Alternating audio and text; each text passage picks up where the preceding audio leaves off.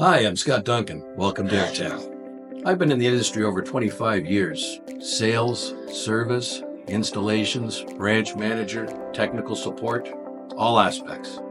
Surge protectors are very important during the installation of your Gree heat pump. For that matter, all HVAC equipment really should have a surge protector on it. When you purchase your 80-inch TV, I'm sure you got a power bar with a surge protector.